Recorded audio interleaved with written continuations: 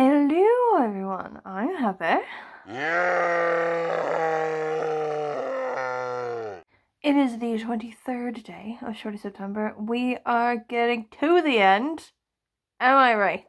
Today's book is Department of Speculation by Jenny Offill. It was actually supposed to be the book for the 22nd before I decided to switch out my books. So, I've already gotten through to the third chapter, just this bit.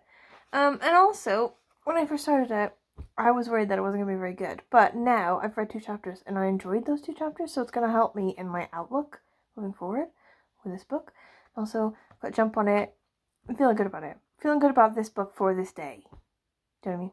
Also, despite having read 2 chapters of this book already, I still have no idea what it's about.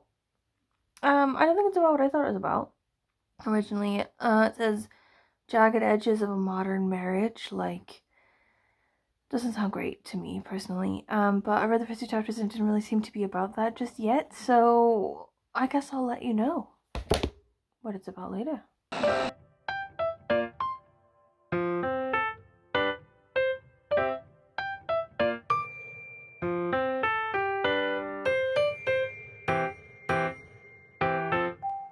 Okay, I think I'm liking this book. I think. Like, it's hard to really know. So some people said it was boring, and I can understand that. I can see that, and I'm not sure if I may be a bit bored. So it's basically one woman's wandering mind. She's just thinking of all these random things, like a fact about walruses or whatever, you know, and then a time when she was in school and she no longer talks to that friend anymore, you know, and she's telling us the story of her life, you know, like meeting someone, getting married, you know, having a baby, blah, blah, blah, but also with all this wandering going on, like, she'll randomly think of a quote from a poem, you know, and she'll sort of say the poem quote. Like, it's just basically her mind on scan. Do you know what I mean? And I like that. I think I like that.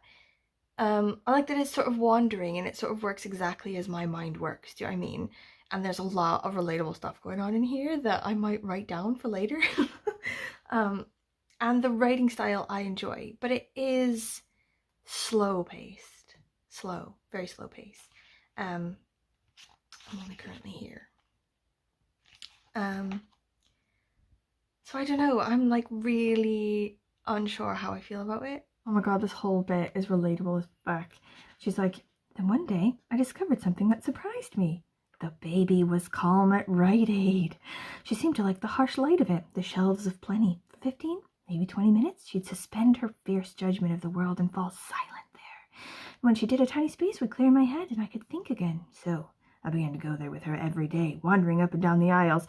While the terrible drugstore music played, I'd stare at the light bulbs and the cold medicine and the mousetraps, and everything looked strange and useless to me. Holy fucking shit. Like, also there's this bit, she's like got a friend, and she's got like her baby next to her friend's baby, and it's like, in the past we'd talk about books and other people, but now we talked only of our respective babies. Hers sweet-faced and docile, mine at war with the world. like my kid. Like, she's 7 now, and she's like lovely. She's so like kind and like well-mannered and stuff, and like loads of times I'll say like wild children, I'll just be smug as fuck, you know. I'm like, my child is completely well-mannered, like whatever. But as a baby, she was a nightmare. She was like a nightmare baby. Like they always say, people like have a baby and it's like a lovely baby, you know, and their time is lovely, so they're like, let's have another one, and then another one comes out and then it's a nightmare baby, and they're like, holy crap. If we'd had the nightmare baby first, we wouldn't have had a second one, and I think that's what's happened to me. I had the nightmare baby first, but basically she was just angry all the time, and she refused to be happy unless she was held and moving quickly. So like in the morning I'd like strap her on and then leave the house and then like run at a pace, you know, and if you stopped at all or you stopped jiggling and stopped bouncing, she'd just like immediately wake up and scream her head off. So you're like running, you know, and like even in the grocery store I'd be like paying for something, like bouncing back and forth like a maniac, and the people are just staring at me like, do you need to pay? Are you on drugs? Can I help you at all? Like, what's going on? I'm just like, just give me the stuff. But now, yeah, like I developed all these like coping mechanisms for dealing with my like child who was angry at the world. And I've never needed to actually pass them on to anyone, because everyone I know who's had a baby after that has been really lovely. Like my friend Kara just had a baby, and her kid just like falls asleep on his own. She'll just be like, okay, that was fun. Time for a nap. And she'll like put him down and he's like, okay. Like, what the fuck? This is relatable as fuck.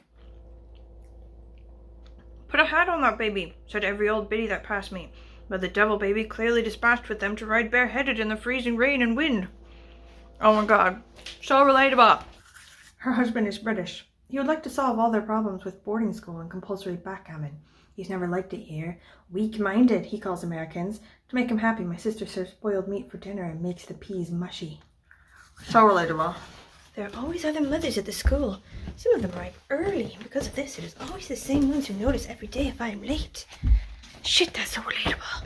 Okay, I do think I'm liking this book now. I quite like the writing style. So Jenny Offill, I think I quite like her, and I think she's written another one, Weather or something. I think I might sort of look into that. Like, I'll wait till I'm done with this one, obviously, but it's quite a quick read. I've only been reading it for a bit before I sort of decide, but I think I quite like her. And I quite like this sort of like meandering, sort of like jump from thing to thing, wandering mind premise, like, because it is how my mind works, and I'm really enjoying it. But I can see how, if it's less relatable as a story to the person that's reading it, I think it actually, yeah, would be a bit boring. Like, it's a bit too slow and sort of wandery. Do you know what I mean?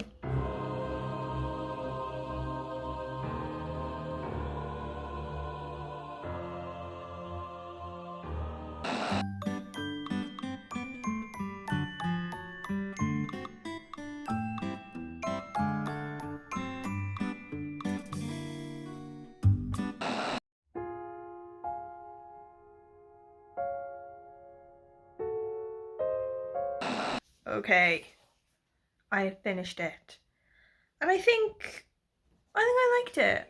I do. Like, 4 stars. 3 stars, 4 stars. I'm gonna go with 4 stars. I did really like it. Like, I can see what people mean about not liking it, but I thought the writing style was really good, and I don't know, just like little quips and sort of one-liners and things. It's sort of, I don't know, it sort of meanders really well. It sort of really matches really well just a mind's general wandering. Do you know what I mean? And just quite funny. It was quite enjoyable, this, and it did end up being about the jagged edges of a modern marriage, which I normally wouldn't like be for. But I don't know, it was done really well in a really nice sort of way. 4 stars. I enjoyed it. Also, it felt like quite a quick read, actually. So it is 177 pages, but it felt much shorter, which was good for like my sort of near burnout mindset. It did sort of, it was an easy, sort of soft, sort of slow, think about stuff for a bit sort of book. Okay, tomorrow's book, right? Let's talk about tomorrow's book. So tonight, I'm gonna go to the pub with my friend and my husband, okay? And then we're gonna come back late, and we're gonna have some food. Like, I maybe, like, we'll have a couple pints or whatever, and then not feel like reading. And then tomorrow, I have to get the spot up early for cheerleading, and then I have to rush her to a birthday party, and then immediately after that, I have to do brunch with some friends in town. So, not a lot of reading time between, like, now and the end of tomorrow. Also, I'm in, like, a potential dangerous zone, okay? Like, I had a good reading experience today and yesterday, but I feel like I'm on the edge here, coming to the end of a project. Like, one bad read or one stressful read could just break me and just ruin this whole thing so close to the end. So, my plan, I had this plan off Sian, because she was saying to avoid burnout, I'm going to get loads of graphic novels. And I remembered that I have a graphic novel from the library sitting in my handy dandy library basket, okay? So, the plan is to give myself a full break, okay, and read for tomorrow. Stone Fruit by Lee Lai. So this one is a debut graphic novel that paints a compassionate and unflinching portrait of the love shared among 3 women and the child they all adore. How fucking brilliant. Also, look at the art. Look at the art now. Oh, so good. So good. I've heard loads of people talking about this one recently, and I was just able to get it from the library. Also, it's legit a shorty, okay? So I know that most graphic novels, like, they can be sort of counted as shorties, because even though they're a lot of pages, they don't take long to read. But this one is legitimately a shorty. It's 231 pages, which is well within that boundary, you know, like the 200, 250-ish pages mark that I set for a shorty for myself. Okay, thank you for watching. If you have any comments for me, any at all, any questions, anything, please let me know. How do you feel about these books? Have you read them, not read them? How do you feel? How's your Shorty September going? How's your September reading going? Loads of you have been sort of telling me what you're reading, and I've been Googling them and finding out that they sound fucking banging, and I've been adding them to my list. So if you could keep that coming, that would be highly appreciated. Right. I will see you tomorrow. Okay.